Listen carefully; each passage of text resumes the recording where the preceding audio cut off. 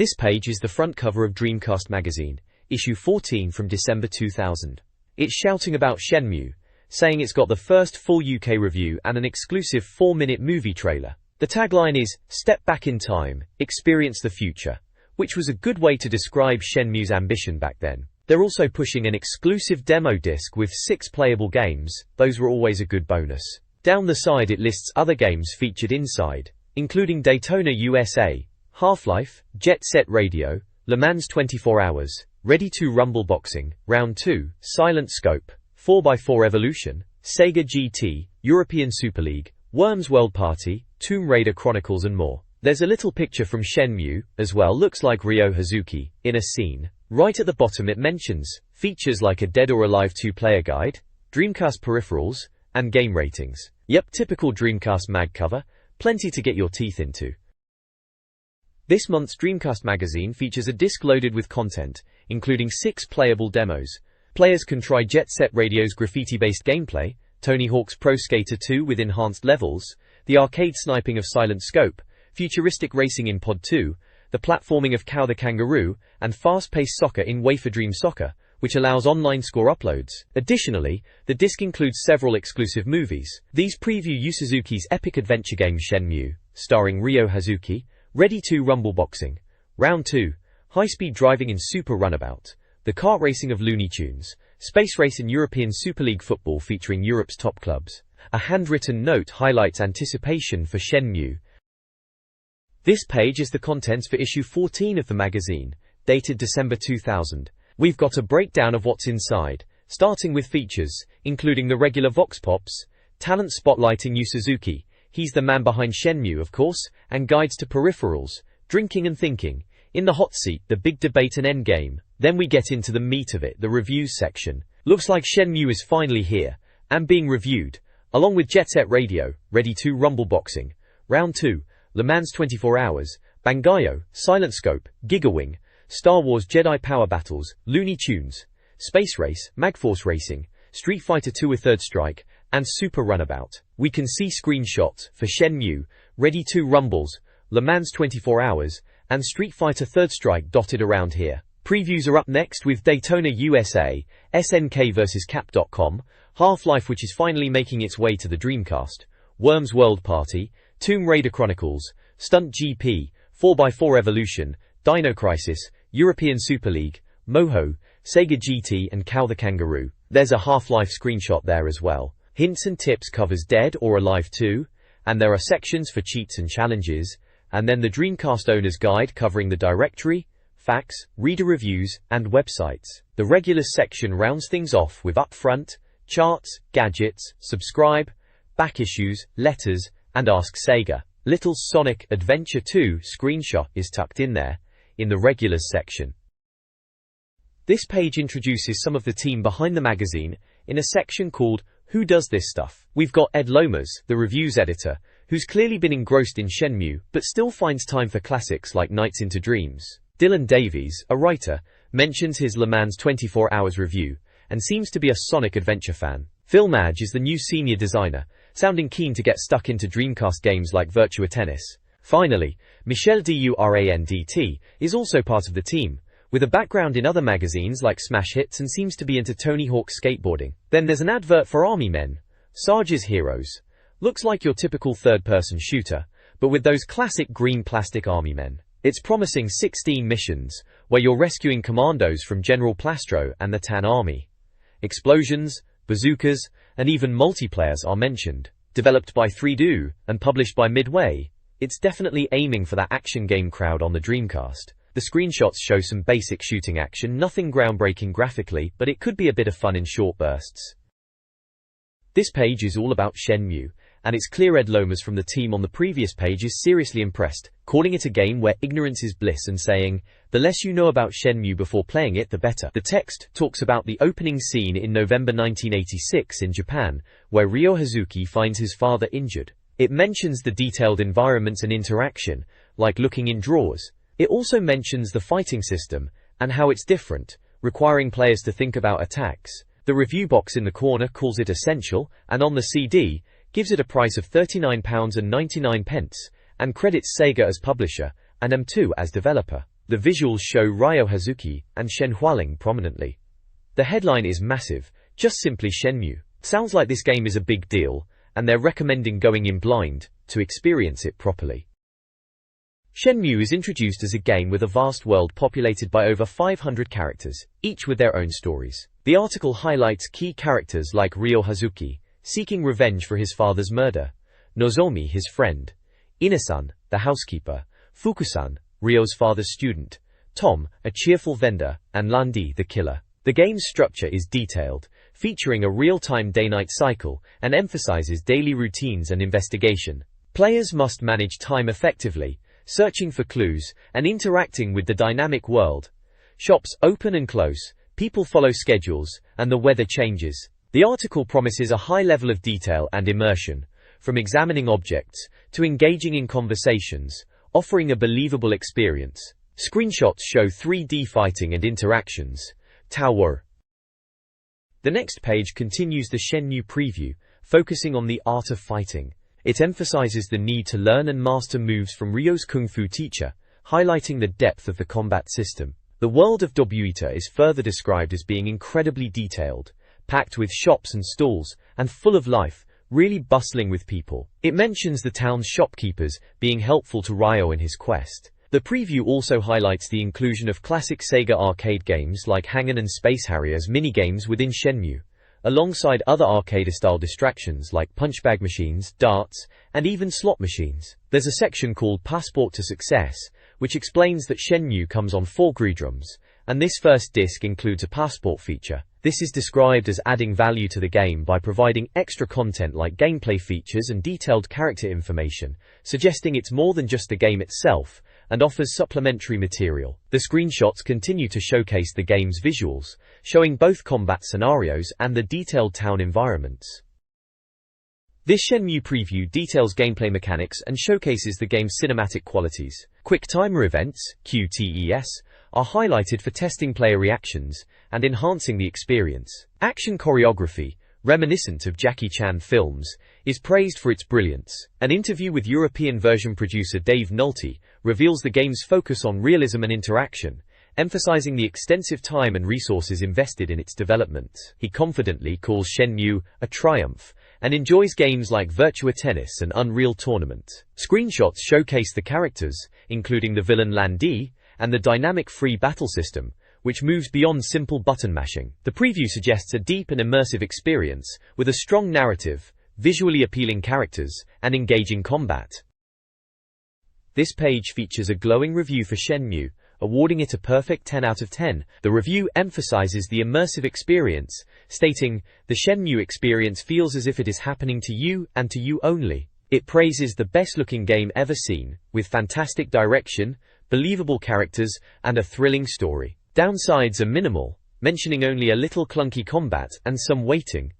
In an hour of play, the reviewer was still wasting all their money in the arcade. The verdict calls it the most amazing game ever made. You must experience it. The right side of the page is an advertorial from HMV, recommending Dreamcast titles. Star Wars Episode 1, Jedi Power Battles is highlighted as an action game where you play as Jedi Knights. Metropolis Street Racer is touted as an adrenaline-packed racing game, with real-world cars and locations, released on November 3rd. Dave Mirra Freestyle BMX is showcased as a BMX game with a trick system, also released on November 3rd. Finally, Kiss Psycho Circus, The Nightmare Child is featured as a horror action title. All of these games are available to buy at HMV. A preview of Sonic Adventure 2 reveals Sonic Team's focus on high-speed action in San Francisco. A new character with a significant role in the story is introduced, along with new gameplay mechanics like swimming and a spiral upper attack. The game is slated for a simultaneous worldwide release in the summer. Also discussed is Metropolis Street Racer, oddly titled Coronation Street Racer, which had a major advertising campaign blending real and in-game footage. The campaign aimed to create confusion for its audience by obscuring the difference between real-world and in-game content. The article also includes a review of Virtua Fighter 3 TB. Finally, Virgin is set to release 4 Capcom titles, including Resident Evil 3, Nemesis and Dino Crisis. These are PlayStation conversions boasting enhanced graphics. Spawn and Rival Schools 2 will be released in early 2001. This page features several gaming updates. Martin Casey won the UK Console Championships playing Virtua Fighter 3 TB. The Naomi's Big Sister article previews the Sega Naomi 2 arcade board, promising improved graphics and power for future arcade titles, potentially including Virtua Fighter X. Disney's 102 Dalmatians, Puppies to the Rescue for Dreamcast is also announced. Games news includes a competition to win a Vauxhall VEX 220. Guess what? Hints at secret characters in games. The page also addresses the illegality of some games in Malaysia, due to content concerns and touches on the connection between Jet Set Radio's graffiti and real-world legal issues. Finally, Dreamcast sales in America are discussed, highlighting the importance of import gaming in driving sales. This page highlights a competition giving away a Philips DVD player, DVDs of the Hurricane, and Dreamcast boxing games Ready to Rumble Boxing. A preview of the Dreamcast game The Grinch describes a platformer where players cause Christmas chaos with wacky weapons. A Most Wanted poll reveals the Dreamcast community's top 10 anticipated games, with Shenmue at number 1, followed by Half-Life, Phantasy Star Online, Sonic Adventure 2, and Jet Set Radio. Finally, Sega Worldwide Soccer 2001 is being renamed Sega European Soccer due to European Football Association preferences. This page kicks off with an arcade test of eSports NASCAR Arcade. It reckons it's a proper realistic NASCAR experience for an arcade, praising the handling and the sense of speed. They mention the Watkins Glen track, and reckon even novice players will get a kick out of it, but it's still challenging enough for experts. Next up, there's a piece on DreamKey 2.0, getting a recut. Seems they're updating the Dreamcast's web browser, which is pretty crucial for online play and downloading content back in the day. They're promising improvements and more features for browsing on the Dreamcast. Then there's a Goal of the Month competition tied into UEFA Dream Soccer. Folks could win prizes by sending in their best goals from the game. Warrington Norsa, looking ahead to the next issue, it's all about a special double-disc cover mount. They're promising 2 discs packed with demos, videos, and even content for Planet Ring, which is a cool online multiplayer game for the Dreamcast. It sounds like a proper bumper issue coming up. Finally, there's a Watch This section highlighting new DVD releases like Gladiator, Any Given Sunday, and Racing Bull. Good films but less relevant to the Dreamcast itself, more just general home entertainment stuff. This page previews upcoming Dreamcast games and celebrates the console's success.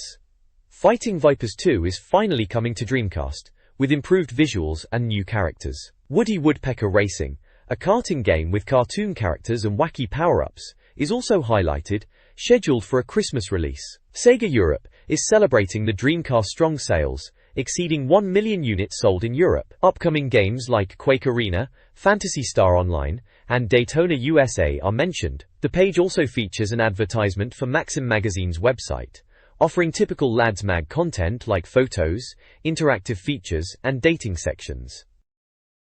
This page reviews Dreamcast game charts from HMV, featuring the HMV Top 10 and the Chart Track Top 20. WWF Royal Rumble, Virtua Tennis, and Who Wants to Be a Millionaire consistently rank high.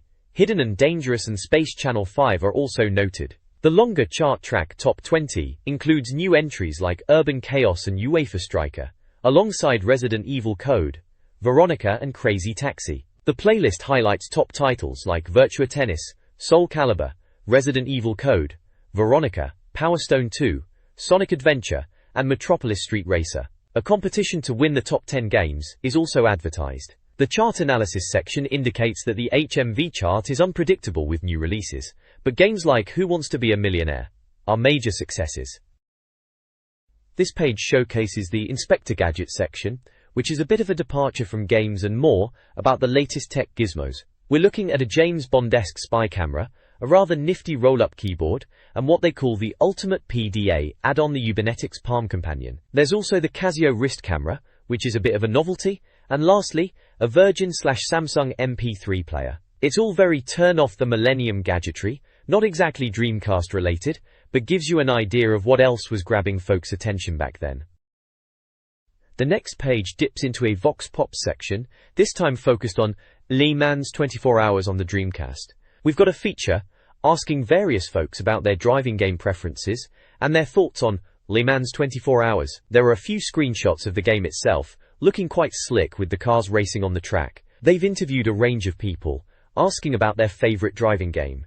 Answers range from classics like Sega Rally and Daytona to Gran Turismo on PlayStation. For Le Mans 24 Hours, the general consensus seems to be positive, praising the graphics and immersive feel. The best things mentioned are the atmosphere and the realistic driving. They even cheekily ask how they'd survive a real 24-hour race, leading to some amusing answers about supplies and teamwork. Finally, they ask about the longest time people have spent playing driving games, with answers varying from a few hours to entire days in some cases. It's a nice snapshot of what people thought of Le Mans 24 Hours at the time. In an interview titled Sonic Team Player, Ed Lomas speaks with Yuji Naka, a pivotal figure at Sega and Sonic Team. Naka, known for his work on Sonic the Hedgehog, expresses humility despite his legendary status. The interview explores Naka's career, from his start as a programmer to leading Sonic Team. It highlights Nights into Dreams, a cult classic and passion project for Naka, where he served as producer and lead programmer. He reflects on the game's technical achievements, particularly with analog controls. The discussion also touches on Sonic Adventure and the evolution of game development since Naka's early work on games like Girl's Garden. Naka acknowledges the broader audience games now target, noting the changes since he began. This page showcases an interview piece titled Dance Sucker, with Orpheus Hanley, who Dreamcast gamers will instantly recognize as Afro Thunder from the boxing game Ready to Rumble Boxing. The article, written by Dan Trent, delves into Hanley's persona and experiences portraying the iconic Afro Thunder. The piece highlights the popularity of Afro Thunder, and how Hanley embraces the role, even outside of the game, mentioning he finds himself signing autographs and doing kids' parties as the character. It touches on the Ready to Rumble boxing game itself, noting its success and the arrival of the sequel, Ready to Rumble Boxing, Round 2, and that Afro Thunder is game designer's daydream and he lives and works at Midway's headquarters in San Diego, California. The article also mentions that Orpheus Hanley was a sound composer and scriptwriter, and his involvement in the original Ready to Rumble Boxing was a natural move. He jokingly claims his line, "It is my image, my motion capture, and of course, my voice, is the reason for Afro Thunder's popularity." The interview also mentions that Hanley is a regular sight at trade shows and other events. This page showcases adverts for two different products. On the left, there's an advertisement for the Star Wars episode, a Jedi Power Battles game on the Dreamcast. It features images of Obi-Wan Kenobi, Qui-Gon Jinn, and Darth Maul in a lightsaber duel, along with some in-game screenshots. The tagline encourages you to reach for your lightsaber, which is classic Star Wars stuff. It also lists website addresses for more information. On the right side, there's an advert for the Dreamcast Peripherals Guide, suggesting you buy a Dreamcast as a Christmas present. It mentions Warren Christmas is reviewing the best add-ons in the guide. It also tells us it's page 39 of the December 2000 issue of the official Dreamcast magazine. This page showcases a range of Dreamcast peripherals. We've got adverts for controllers, arcade sticks, and even a fishing rod controller, all looking a bit bonkers. Firstly, there's the standard Dreamcast controller, pictured in a vibrant red, with text boasting it comes in 5 different colors. Then we move on to the joypad section, listing the official Sega Dreamcast controller, the Joytech Controller Plus, which apparently is comfortable but a bit tacky, and the Mad Catz Dreampad, which looks like it's trying to be fancy with its rubber grips and extra buttons. Next up is the fishing rod section, featuring the Interact fishing controller. They claim it's the only readily available rod on the market and great for Sega bass fishing. Finally, there's the arcade stick section, promoting the Sega Dreamcast arcade stick, described as an arcade-style joystick with microswitches, ideal for beat-em-ups. Down at the bottom there's a quick mention of Dreamcast games in the software section, specifically flagging up Virtua Tennis, Crazy Taxi and Soul Calibur, saying they are dozens of brilliant titles and coming soon for cheaper under £39.99. All in all, a good look at the accessories you could splash your cash on for the Dreamcast back in the day.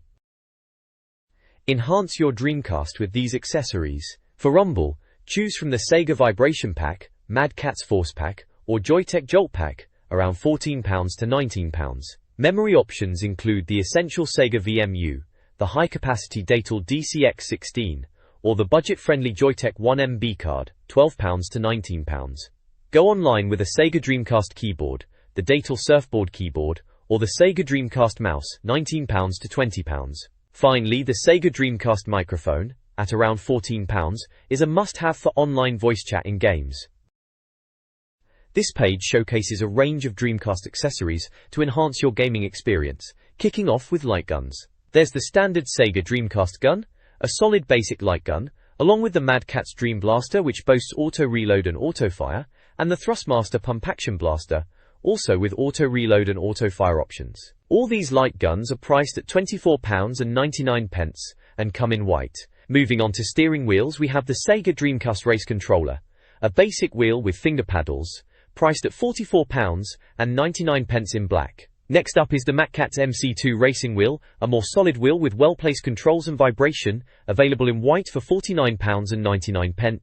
Then there's the Thrustmaster Racing Wheel, a Ferrera-licensed wheel with pedal combo, also with vibration but perhaps not the best build quality, priced at £39.99 in black. Finally, the Joytech Jordan Racing Wheel, endorsed by Eddie Jordan, featuring vibration and side mounting options, also in black for £49.99.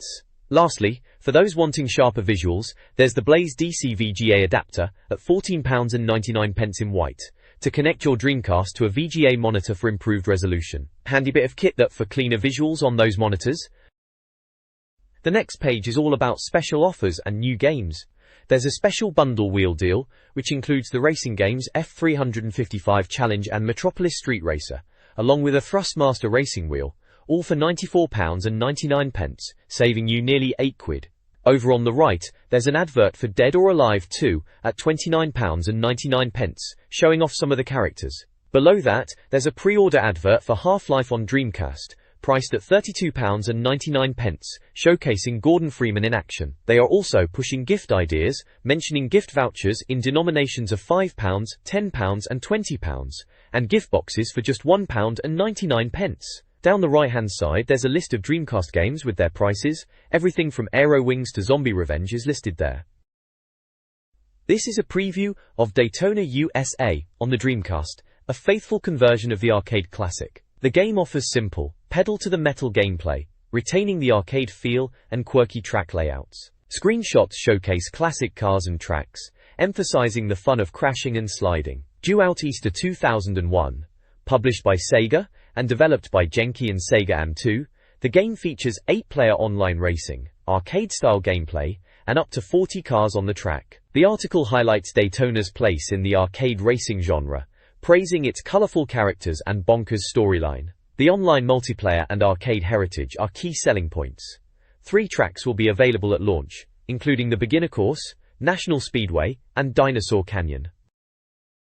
The preview focuses on 2 upcoming Dreamcast games. Daytona USA is highlighted, emphasizing its arcade roots and features like replays, car selection, and online racing for up to 8 players with 40 cars on screen. It's set for an Easter 2001 release, developed by Genki and AM2, published by SEGA. The article also provides a brief history of the Daytona series, pondering if it will resonate with a new generation. Capcom vs SNK, a 2D fighting game crossover, is also previewed. Developed and published by Capcom, it promises a culmination of years of arcade battles. Players can choose characters from Street Fighter and King of Fighters, utilizing a point-based team selection system. The game will be released in December and promises hidden fighters and fan service for fighting game enthusiasts. Warranters.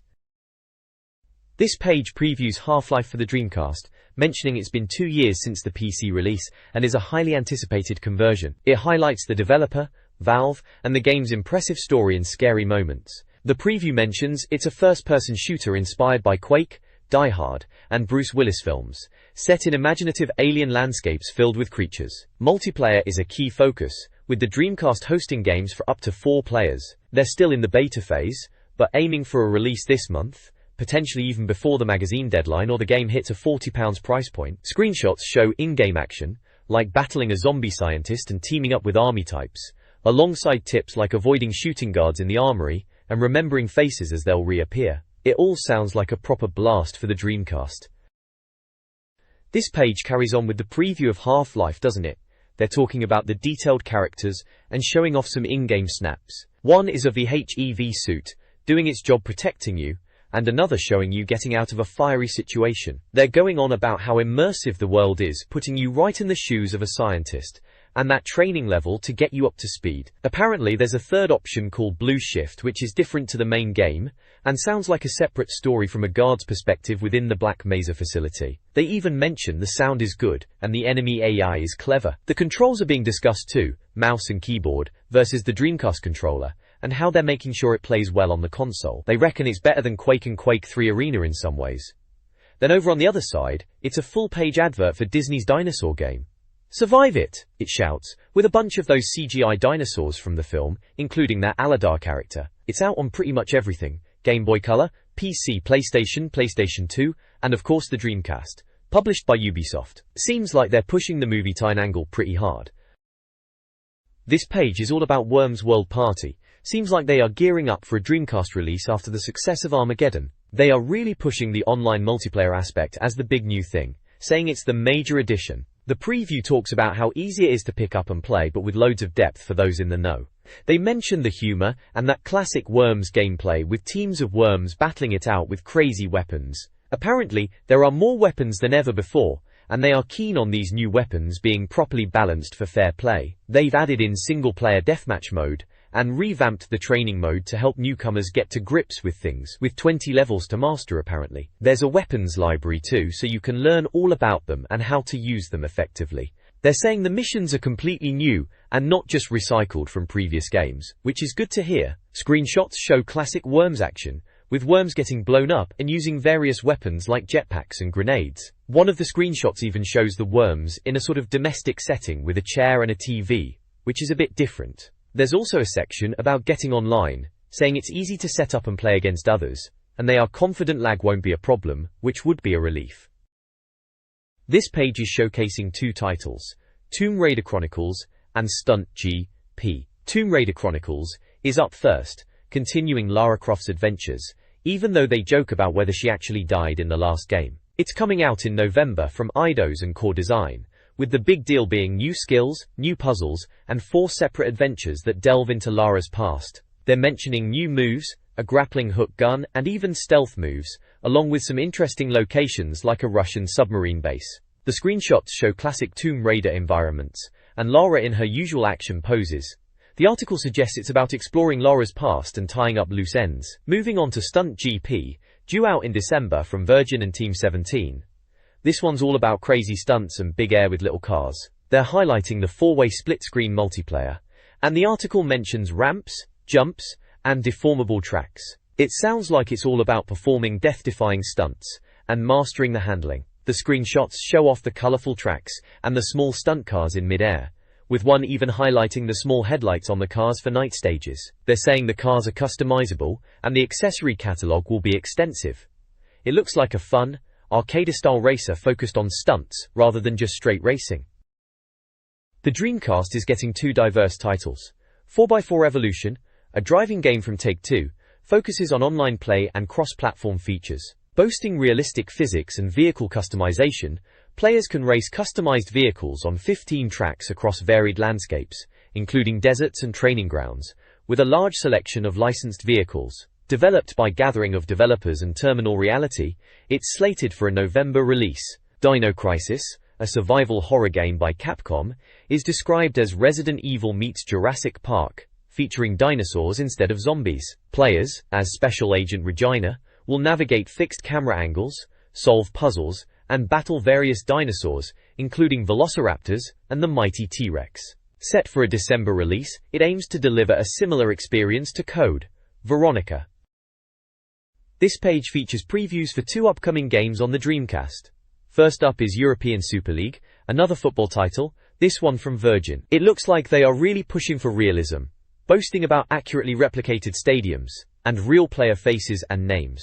They are talking about having the best teams in Europe like accurate AC Milan, Ajax, Bayern Munich, and even mentioning less obvious choices like Gothenburg and Olympiacos to make up the 16 teams featured. They reckon the facial likenesses are important for realism, which is a good touch. Next up is Moho, an arcade title from Lost Toys and published by Take-Two. It seems to be inspired by Marble Madness but set in a futuristic prison. The idea is you're an inmate trying to escape through these crazy prison levels, racing against the clock. They mention gold medal times and bonus prisons, so there's replayability there. Graphically it looks interesting with rippling effects and lighting. They are certainly making it sound like something a bit different and a good arcade experience.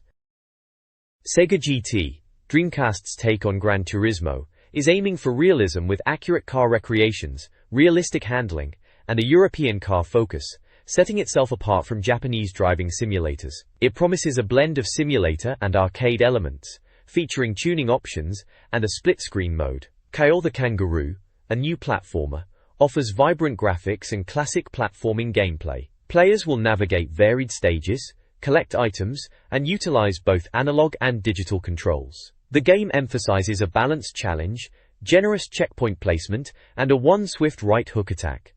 The game hints at a storyline involving a sibling search. The next page showcases Metropolis Street Racer, MSR, with the tagline, "It's not how fast you drive, it's how you drive fast." It's advertised as a 9/10 rated game from official Dreamcast Magazine, and it highlights the focus on driving style over just pure speed in this city driving game. You can see the Dreamcast and Crazy Creations logos, alongside the MSR branding. This page is an advert for a 3-trial issue subscription to the official Dreamcast magazine. It's promoting a risk-free offer within 7 days and highlights the Sega gaming disc that comes with every issue. There's an application form to subscribe with options for direct debit or check payments. The next page is the reviews section. Ed Lomas, the reviews editor, is introducing the page, talking about enjoying games without over-analyzing them. He mentions Shenmue and Jedi Power Battles reviews from the previous page. The reviews section itself features a list of Dreamcast games and their review scores. Bangayo got 86%, Gigawing 92%, Jedi Power Battles 70%, Jet Set Radio a solid 94%, Le Mans 24 Hours 80%, Looney Tunes, Space Race 96%, Magforce Racing 97%, Ready 2 Rumble Boxing, Round 2 scored 76%, Shenmue again gets an 8, Silent Scope an 88%, Street Fighter 2i, Third Striker 98%, and Super Runabout a perfect 100%. Below the game list, there's a breakdown of the magazine's rating system, from 10 being perfect, to 1 being not worth the plastic it's printed on. This page kicks off the reviews section, carrying on from Ed Lomas's intro on the previous page. Steve Fulljames is the reviewer here, and he's gone mad for Jet Set Radio, giving it a stonking 94%. He reckons you've got to save Tokyoto by skating about and causing a bit of beautiful vandalism, and calls it mad skills, so he's clearly loving it. There's a massive image of one of the cool-looking characters spraying graffiti, proper stylish cel-shaded look that game had, and a few smaller screenshots showing off the gameplay, like grinding rails and getting chased by the fuzz. He's saying it's an evolution, and reminiscing about when games were just shooting things with sticks, highlighting how different and fresh Jet Set Radio is with its 16-color display. Showing his age a bit there, bless him. He mentions the polygon pushing and frame rates, all the good stuff we were excited about back then. He's really emphasizing the sweetness and light of it all, contrasting it with darker games, and says Jet Set Radio is riding on this wave of appeal, calling it non-violent but still engaging, which is spot on really. He even name-drops Tony Hawk skateboarding and Eco the Dolphin as other examples of this trend, and says it's a welcome change from all the martial arts and pension-worrying terrorist games. Good stuff. This really captures what made Jet Set Radio so special back then. Steve Fulljames' review of Jet Set Radio is overwhelmingly positive, highlighting the game's stunning cel-shaded graphics, declaring them jaw-dropping. The gameplay is described as old school, despite the fresh visual style. The review showcases screenshots with gameplay tips, and details the fictional Tokyo setting of Tokyoto. Section called In the Hood guides players through the different districts. An interview with producer DJ Dan Llewellyn reveals his enthusiasm for the game's storytelling, visuals, and audio. He also discusses their inspiration from other Dreamcast games. Fulljames concludes by praising the innovative use of cel shading, its technical achievements, and comparing it to other racing titles. He calls the game visually fresh, funky, and with a cool soundtrack, making it a must-have. Jet Set Radio is a vibrant mix of platforming and graffiti action. It's all in the wrist, details the graffiti mechanic, a rhythm-based system using the analog stick to create tags. Grace and Glory highlights the game's stunning, cartoonish 3D graphics and classic arcade-style gameplay, emphasizing skating, grinding rails, and tagging locations. Upset Attack praises the game's unique style, music, and the ability to collect over 100 graffiti tags, including the innovative use of internet images as tags. The verdict summarizes the game as very good, with positive points being the fantastic graphics and soundtrack, while the downsides are its brevity and ease. The review gives an 8/10 rating, highlighting the game's speed and technical details. The next page here is a review of Ready 2 Rumble Boxing, Round 2. The review is titled, Ready 2 Rumble Boxing, Round 2 in big letters, and the headline states, everything from the original has been overhauled. Joe Howitt is the reviewer, and he says it's the cheesiest men and women in boxing and surfaces, with a bloody nose and a huge grin. It seems they've really gone to town on improving the graphics and gameplay from the first one, saying it's much more than just a graphical update. They talk about a bigger roster of playable characters, around 22, with secret ones to unlock, including a green-haired freak called Edake, and even boy moonwalker Michael Jackson and the 18-foot-tall ring slapper Shaquille O'Neal. There's a speak-out box with Emmanuel Valdez, the lead artist, who reckons the best thing about the game is how easy it is to get into and have a laugh. He also mentions NFL 2K1 and Shenmue as games they've been playing at the time, and Super Bomberman on Super NES as a favorite multiplayer game. They're highlighting something called Punch Drunk, explaining that it's a mechanic where after taking a few hits you get punch drunk and your fighter gets all wobbly and amusing. The screenshots show in-game action with characters like Joey Stee and Valentine duking it out, and some of the quirky over-the-top visuals they're known for. The review comes across as pretty enthusiastic about it all. The review of Ready 2 Rumble Boxing, Round 2 focuses on the train station mode, where players use mini-games like punching bags, weightlifting, and skipping to improve their boxers' skills. Training boosts stamina and abilities, with progress tracked using Rumble roster graders. The game includes new features like first-person views and improved graphics compared to the original. The review's verdict is, a good laugh but still a little too simplistic. Positives include imaginative character design and fun gameplay, while negatives are a basic fighting system and potential for boredom. Despite these flaws, the reviewer awards an 8 out of 10 rating, calling it very good and a fun experience, particularly during the holidays. This page features a review of Le Mans 24 Hours. Dylan Davies has taken a look at this ambitious racer from Infogrames. It's mentioned that the game might be a touch limited, perhaps in terms of tracks, as only 4 are listed: Suzuka East, Donington National, Catalunya, and of course Le Mans. You can get behind the wheel of rookie GT cars and race around these circuits. The review also highlights different car classes available, including GT Porsches, more manageable Audis, and prototype racers, and points out that car damage is part of the experience. This Dreamcast Magazine review of Le Mans 24 Hours chronicles a reviewer's 24-hour gaming session, presented as a humorous diary. The review highlights the game's endurance challenge, mirroring the physical and mental strain of the real race. It details the experience, from initial excitement and mastery of the wet track, to the fatigue, audio hallucinations, and strategic use of Red Bull and even the Beatles. The review also includes insights from producer Olivier Raffard, emphasizing realistic weather, driving aids, and a rewarding handling model with subtle simulation elements like tire wear. The reviewer reflects on the experience, acknowledging the game's depth and the dedication required for such a long race, while suggesting it was a worthwhile, albeit Red Bull-fueled, undertaking. Screenshots visually enhance the diary, showcasing the race's progression and diverse perspectives. This page continues the review of Le Mans 24 Hours for the Dreamcast. It's wrapped up with a verdict section that notes the game is fantastic in some ways, frustrating in others. The uppers point out the wonderful graphics and environments, saying it's a unique race experience, while the downers mention handling can be a bit finicky and maybe not enough tracks for some. The review gives it an ODM rating of 8 out of 10, calling it very good. Flipping over to the right side of the page, it's a big advert for PC Zone, which was a website back in the day. They're shouting about being the serious PC game zone and boast about reviews, downloads, and hints and tips. They're also highlighting new car reviews and seem to be pushing their online presence quite heavily, reminding people they're updated daily at 3:30 p.m. max and giving their website address, www.pczone.co.uk. It's all very PC focused, naturally, but a sign of the times, with magazines pushing their web offerings alongside the printed pages. This Dreamcast review praises the 2D shoot-'em-up, Bang.io, comparing it to arcade classics. The review highlights its intense, chaotic action, with a core mechanic revolving around massive explosions and carpet bombing to clear screens. The game is lauded for its instantly accessible gameplay and focus on over-the-top action, even though its graphics are considered basic, and it lacks two-player co-op. The review emphasizes the constant destruction and the fun of overcoming challenges. The verdict calls it a fantastic hardcore Japanese shooter, despite some visual shortcomings.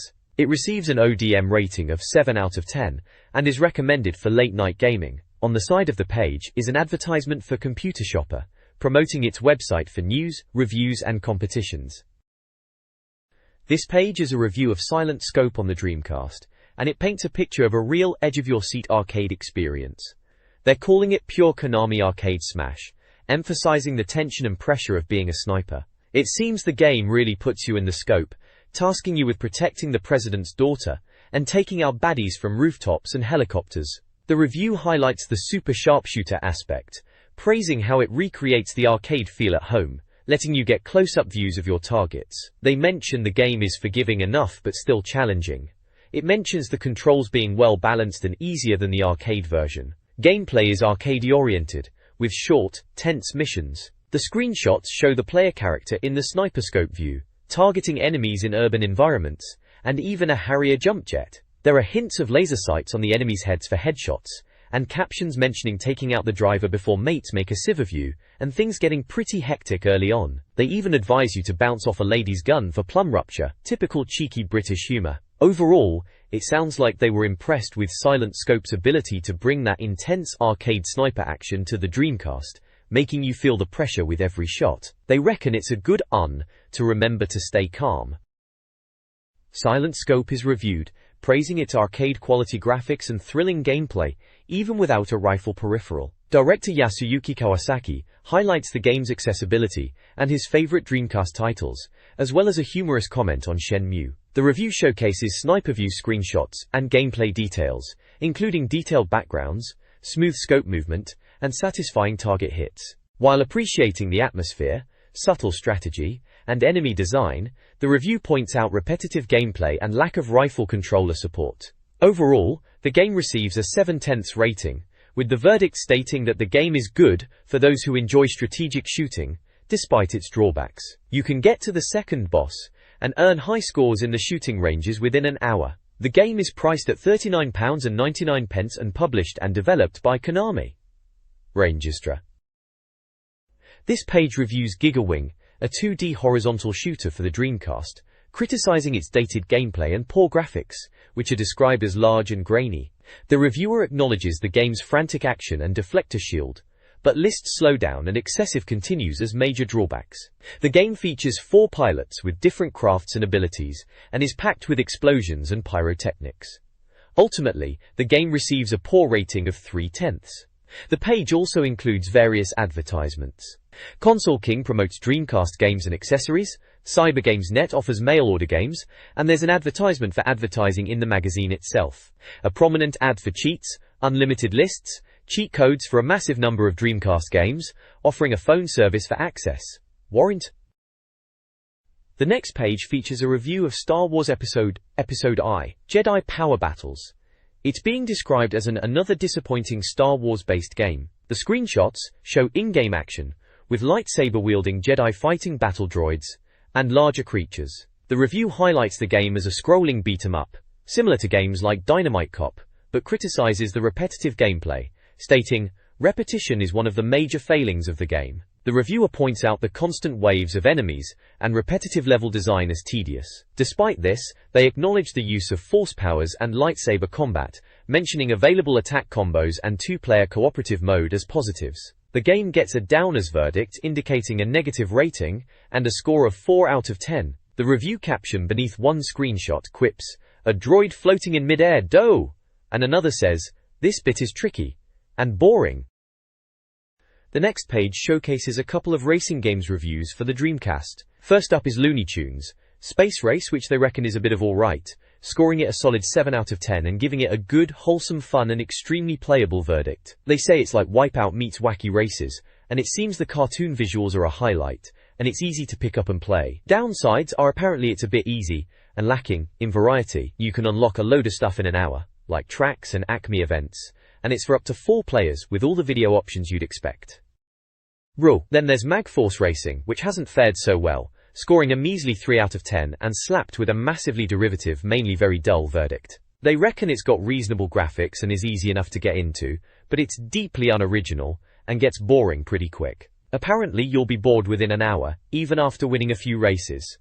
Like Looney Tunes, it's also for 4 players and has the usual video modes. Seems like one to avoid, this Magforce Racing.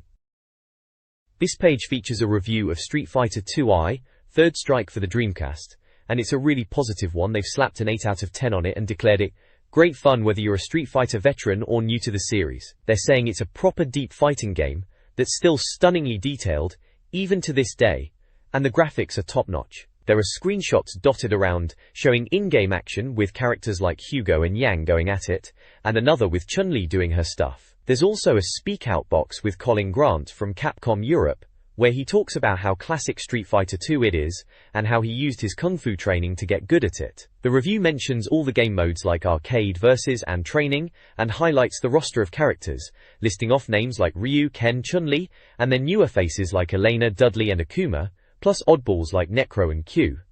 In the verdict section they point out the uppers as being the beautiful 2D animation and engaging gameplay, and the downers are that it's difficult and some of the style changes might not be for everyone. They reckon even after an hour of playing, you're still getting to grips with new moves, and overall it's a cracking example of combat and entertainment. This page features a review of Super Runabout, San Francisco edition.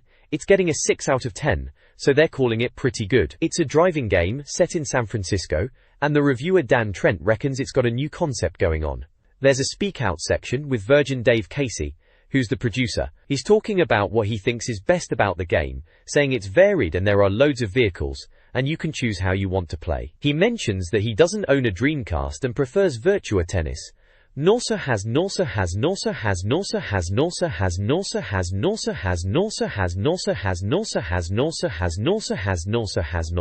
There are screenshots showing gameplay, like one with a runaway cable car, and another showing an aircraft carrier location. The review mentions it's from Genki, known for Crazy Taxi, and says it has an underlying sense of fun, but the handling is a bit confused. In the verdict section, the uppers are listed as loads of vehicles and scenarios, while the downers are dodgy AI, graphical glitches and a bit short overall. They reckon it's entertaining but let down by flaws and omissions. The next page is titled, Reviews Round Up Drinking. It looks like the team from ODM have moved offices, and are at a pub called The Green Man to discuss some games over a pint. They've got a section called Up for Discussion, and they're talking about 4 titles. First up is Ultimate Fighting Championship, next is Power Stone 2, followed by F355 Challenge, and lastly, Hidden and Dangerous. There's a bit of text giving a brief overview of each game and the team's thoughts, mentioning praise for Ultimate Fighting Championship and a critical reception for Power Stone 2. They also checked out 355 Challenge and the shooter, Hidden and Dangerous. There are small screenshots for each of these games too. The ODM team reviews 4 games in their roundup. Ultimate Fighting Championship receives high praise for its depth, satisfying moves, and ease of play, especially with friends. Power Stone 2 is deemed chaotic and confusing, especially in 4-player mode, with the team generally preferring the original. F355 Challenge is lauded for its realism and detail, but considered virtually unplayable with a controller. A mouse/keyboard or steering wheel is recommended. Hidden and Dangerous, a tactical PC port, is appreciated for its stealth-focused gameplay, realistic approach, and strategic depth, offering a unique shooter experience on the Dreamcast, despite its unforgiving nature. In an interview with Dreamcast Magazine, Virtua Tennis producer Miku Magai discussed the game's development. Developed by Hitmaker, formerly Sega's AM3 team, the game aimed for realism, utilizing motion capture for player movements. The team prioritized a user-friendly experience with simple controls. Key features include the upcoming online play for the Japanese version, and the decision to stick to realistic tennis rules. Kumagai expressed satisfaction with the final product, and considered it the best sports game. The team incorporated hidden uniform variations, and included female players to cater to a wider audience. Future considerations for a sequel included potential additions, like energy drinks and strings. Kumagai highlighted the game's challenging Pin Crasher Level 3, and concluded by emphasizing her commitment to the Virtua Tennis brand. This page is part 1 of a Dead or Alive 2-player guide, penned by Chris Edmondson, focusing on general strategies for Tecmo's Brawler. It's aimed at players fed up with getting pummeled, and covers the essential ground-level skills needed to get to grips with the game. The guide breaks down key concepts such as hit levels, explaining the high, mid and low attack system, priority which dictates attack dominance, critical hits as the core combat mechanic, floats achieved by juggling opponents, and tagging and tag throws which are crucial for tag team matches. Each section is illustrated with screenshots from Dead or Alive 2 gameplay to demonstrate these techniques in action. Kasumi is the character prominently featured on this page of the guide. The next page continues the Dead or Alive 2 player guide. This time, it dives into character-specific moves, focusing on Ayana and Bass Armstrong. For Ayana, it highlights her style as twisty, turny, and tricky, emphasizing her unpredictable nature once mastered. There's an example combo listed along with tables detailing her strikes, with move names, commands, levels, and properties, plus a section on techniques to use when your back is turned, and her throws. Bass Armstrong is described as a consummate wrestler, focusing on powerful blows and devastating throws. His section also includes an example combo and similar tables listing his strikes and throws with command and property information. There's a small section at the bottom right with a character key explaining the input notations used in the commands. Essentially, this page provides a character-specific move breakdown to help players get to grips with Ayana and Bass in Dead or Alive 2. This page moves on to detail Ain and Genfu for Dead or Alive 2. Genozane is described as a good all-rounder, easy to learn, with a mix of combos and float opportunities and some powerful strikes to boot. There's an example combo for him, and then the usual tables of strikes and throws, listing move names, commands, levels and properties. Genfu, on the other hand, is portrayed as surprisingly fast for an old bloke, hitting very hard and very quickly. Again, we see an example combo and tables for his strikes and throws, with the same command and property breakdown. Just like the previous page, there's a character move list key at the bottom right explaining the notation used in the commands. This page continues the Dead or Alive 2 hints and tips section, this time focusing on Hayabusa and Helena. Hayabusa, they say, is a specialist character who takes time to master but is incredibly flexible once you do, highlighting his Hanku drop as particularly nasty. There's an example combo provided, and then the usual breakdown of his moves in tables, covering strikes, moves from a handstand position, and throws, all with their commands and properties listed. Moving on to Helena, she's described as beautiful and stylish, with a slow-moving yet powerful attack style that often finishes in the Art of Phoenix stance, or AOP. Again, there's an example combo to get you started, followed by tables detailing her strikes, techniques when her back is turned, techniques during a pay-op, and throws. As with the previous characters, these tables break down the move names, commands, levels, and properties. On the right-hand side, there's the key for the character move list notation, and a throw notation guide, which is handy. And at the bottom it mentions that the Dead or Alive 2 coverage will continue next month, in the issue on sale Thursday, November 30th. This hints and tips page offers help and cheats for various games. The Help section addresses player questions about Sonic Adventure, Emblem Collection, Resident Evil Code Veronica, Code Request, Bangayo, Level 21 tips, and Ultimate Fighting Championship, UFC, demo complexity and gameplay strategies. The Cheats section reveals unlockables. For UFC, unlock Jeet Kune Do by achieving silver belt status. International Track and Field unlocks events with gold medals. Bangayo unlocks all levels. Gigawing's secret ship is accessed via a button combo. Ceph 355 challenge unlocks hidden tracks using passwords. Power Stone 2 unlocks Pride, Anne, and 3 arcade characters. Hidden and Dangerous unlocks everything with the code TWIL cheat. General cheat codes include Big Head Mode, item unlocks, instant kills, invincibility, health restoration, enemy information, and slow motion effects. Screenshots are provided for several games. Dugru. This page is all about challenges and back issues. The magazine is running a competition where you can win a copy of Metropolis Street Racer if you're good enough at their chosen games this month. The challenges are set for Virtua Tennis, asking if you can earn enough money in the game, a real test of endurance that one is. Then there's International Track and Field, a classic button basher, challenging players to run 100 meters in a specific fast time. Lastly, SEGA Extreme Sports Demo gets a mention, asking for the fastest demo race time while using a character of your choice. Basiga. There's a results section, showing the top 10 players from last month's 4-Wheel Thunder and Crazy Taxi challenges, showcasing the fastest lap times, and crazy taxi scores from the readers who entered. Flipping over to the right side, it's an advert for back issues. Missed an issue? No problem, you can order back copies of official Dreamcast magazine. They've got a whole grid of covers shown, reminding you of some great issues you might have missed, featuring games like Soul Calibur, Metropolis Street Racer, Resident Evil, Code Veronica, Crazy Taxi, Tomb Raider, The Last Revelation, and Half-Life. It's a good way to complete your collection if you missed any of these classic Dreamcast titles back in the day. There's even an order form to fill out if you want to get your hands on any of them. This games directory provides a quick rundown of Dreamcast game reviews. Notable titles include the off-road racer Four-Wheel Thunder, the flight sims Aerowings, Aerowings 2, Airstrike, and Deadly Skies, and the fighting game Dead or Alive 2. Other action titles like Dragon's Blood, Dynamite Cop, and Fighting Force 2 are also featured. Racing fans can find Formula 1 with F1 World Grand Prix 2 and F355 Challenge. There's also the quirky underwater adventure Echo the Dolphin, Defender of the Future, survival horror title Blue Stinger, and puzzle games like Bust-A-Move 4 and Chucho Rocket. The arcade classic Crazy Taxi is also highlighted. Finally, a visual memory FAQ answers common questions about the Dreamcast's VMU memory card.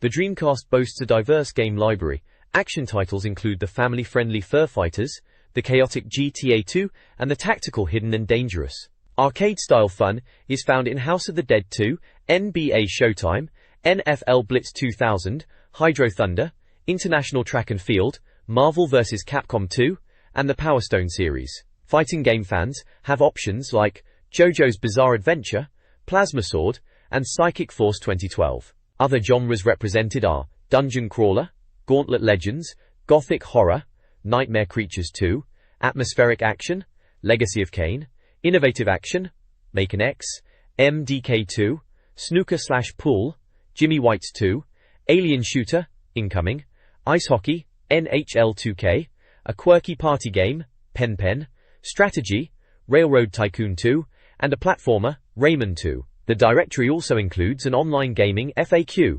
highlighting the Dreamcast's ahead-of-its-time online features.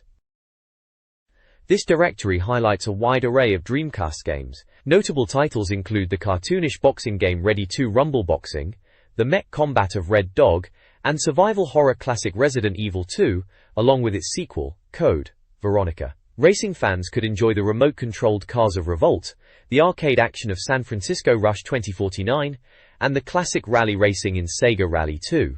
Other genres are represented by Sega Bass Fishing, Shadowman, and the action RPG Silver. Fighting games like Street Fighter Alpha 3 and Soul Calibur were also prevalent. Further entries include South Park Rally, Star Wars Episode 1, Racer, and action titles such as Slave Zero and Sword of the Berserk, Guts Rage. The directory also features a FAQ section on Dreamcast peripherals, including light gun compatibility, 60Hz mode, DVD playback, and the use of various accessories like microphones, printers, and VGA boxes.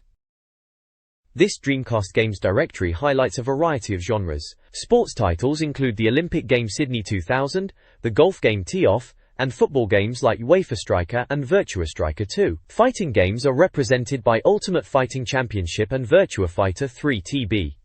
Racing fans get Tokyo Highway Challenge, Rally 2 Expert Edition, and Trick Style. Adventure games include the Nomad's Soul and Time Stalkers. Tony Hawk's Skateboarding leads skateboarding titles, and Tomb Raider.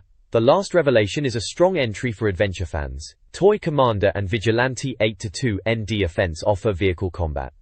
Other games like Urban Chaos, Virtua Tennis, and Zombie Revenge showcase the console's diverse library. Additionally, a FAQ provides helpful info about the Dreamcast, addressing topics like the Grand ROM format, regional compatibility, and online capabilities. This page showcases the reader review section, where gamers share their thoughts on various Dreamcast titles. First up is Virtua Tennis, scoring a solid 9 out of 10. The reviewer praises its approachability and addictive gameplay, highlighting its fun factor in both single and multiplayer modes, and mentions the World Circuit mode for deeper play. Next we have F355 Challenge, with an 8 out of 10. This review emphasizes its simulator nature and realistic driving experience, acknowledging it's challenging but rewarding for those seeking a true driving simulation. WWF Royal Rumble gets a 7 out of 10. It's described as a decent wrestling game, enjoyable with friends, but not quite the best on the Dreamcast. The reviewer mentions its arcade-perfect graphics and draws a comparison to Soul Calibur, hinting at better wrestling options available. Ultimate Fighting Championship scores a 9 out of 10. It's hailed as pure bloody brilliance, and praised for its complex fighting system and satisfying grappling mechanics. The reviewer acknowledges the graphics are top-notch, despite some lower resolution aspects. Finally, Soul Calibur tops the chart with a perfect 10 out of 10. It's lauded as a mind-bogglingly beautiful game that revitalized the fighting genre. The review highlights its deep gameplay, strong character design, and overall polish, cementing its status as a must-have title and a testament to the Dreamcast's capabilities. This website review section covers a diverse range of toy and gadget sites. It includes retailers for outdoor gear like Adventure Shop, and model kits like Airfix. Familiar giants like Amazon/Toys R Us, and general stores like eToys are present, alongside niche options such as Boys Stuff, high-end gadgets, and disaster, arty gadgets. Sites like Early Learning Center cater to educational toys, while Firebox and Fun Store offer quirky gifts and novelties. Other featured sites offer gadgets, gizmos, Gadget Shop, innovations, collectibles, I want one of those, mobile accessories, I/O Box, software and hardware, Jungle, Magic Tricks, auction-sourced gadgets, OXL, and nostalgic plastic toys. Specialized stores include Red Store for Apple accessories, Think Geek for geek culture, and Toy Chest and Toy Zone for younger children. Traditional Toys offers classic toys, and Widget UK focuses on vintage Palm Pilots. Surprisingly, Screwfix is included for its die resources. This page delves into a debate about single-player versus multiplayer gaming, asking if solo gaming is becoming a thing of the past. It gathers opinions from industry figures, all pictured holding Dreamcast controllers. Bruno Amorelli from Icon Office Solutions reckons single-player is enough, he loves games and owns every console. Matt Kavanagh, a designer at Bizarre Creations, highlights the studio's focus on single-player experiences, mentioning his work on Fur Fighters for Dreamcast and current PC projects, firmly stating, "In single-player, you're the star of the game." Danny Edgar, in sales and marketing notes changes, since PC accelerators improved 3D gaming, and the rise of multiplayer options. Mark Isles, head of design at Rebellion, creators of games like Alien vs Predator Gold, says they do both single-player and multiplayer. Stuart Turner, PR manager at Sega Europe, with a background at BMG Interactive, where he worked on the first Grand Theft Auto game, emphasizes the social aspect and fun of multiplayer, particularly online play. Adrian Mills from NTL mentions he has been gaming since God knows when, suggests intelligent multiplayer is what's important, and jokes about people online being intelligent.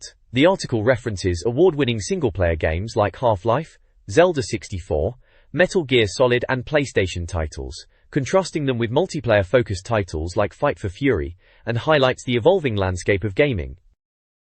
The page continues the debate on single-player versus multiplayer gaming. Stuart emphasizes community awareness in online play. Matt enjoys online gaming, appreciating knowing opponents. Adrian highlights online chat's camaraderie. Bruno prefers local multiplayer with friends, finding online complicated, and advocating for software companies to focus on local play. Danny values immersion, preferring single-player games like GoldenEye for their story, but acknowledges multiplayer fun like Perfect Dark. Mark suggests diverse games cater to different preferences, concluding all types have a place. The page includes quotes. Mark Isles, "You don't have to back just one thing. You can have it all." And Stuart Turner's, "Whether you want to go online to play or immerse yourself in single player, the choice element is vital." Examples like Virtua Tennis, NFL 2K1, Dream Arena, GoldenEye, Perfect Dark, Quake 2 Arena and Choo Choo Rocket are mentioned to illustrate these gaming experiences.